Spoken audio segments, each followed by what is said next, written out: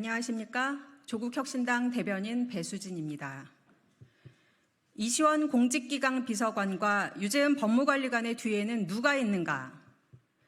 순직해병 사건 기록을 회수하고 재검토했던 국방부 조사본부가 외압의 개연성을 조사 결과에 몰래 남겨둔 흔적이 속속 드러나고 있습니다. 국방부 조사본부가 사건을 경북경찰청에 최종 이첩할 때 임성근 전 사단장 등 6명의 주민 자료를 함께 보낸 것으로 확인됐다는 한겨레의 단독 보도가 있었습니다. 주민등록번호, 전화번호, 주소, 등록 기준지 등 피의자 입건 시 필요한 정보를 경찰로 보낸 것이 임성근 전 사단장을 혐의자로 보고 경찰에 수사 요청을 한 것에 다름 아니라는 겁니다. 이틀 전에는 JTBC 단독 보도로 8월 20일 국방부 조사본부의 최종 보고서에 국방부 검찰단과 법무관리관실이 대대장 2명만 혐의를 특정하라는 의견을 냈다는 내용이 포함됐다는 사실이 알려졌습니다.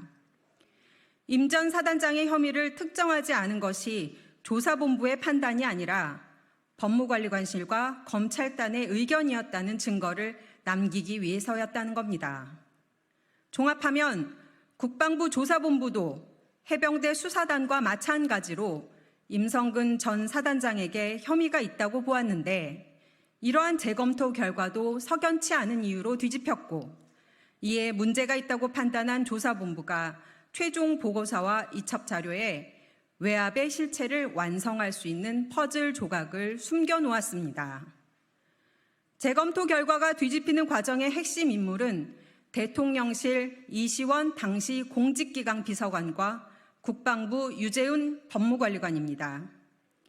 이 둘은 최종 보고서에서 임성근 전 사단장의 혐의가 빠지게 되는 과정에서 최소 4번 이상 통화를 했습니다. 이런 긴밀한 통화의 결과가 대대장 2명만 혐의를 특정하라는 의견입니다. 임성근을 빼라는 겁니다.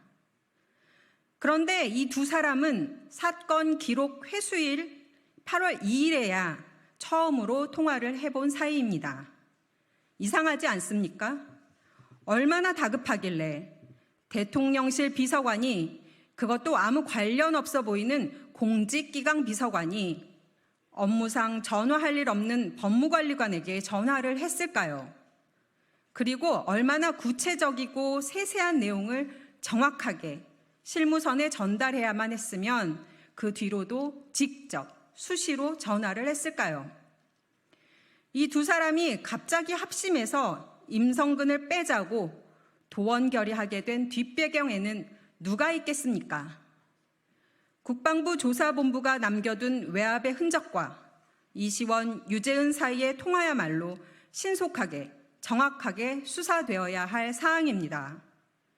더 이상 기다릴 수 없습니다. 국회 법제사법위원회는 순직해병 특검법을 신속히 심사에 통과시키십시오.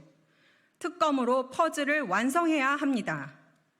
용산 대통령실과 국민의힘이 손바닥으로 하늘을 가려보려 하지만 결국 모래에 머리를 박는 타조일 뿐입니다. 이상입니다. 감사합니다.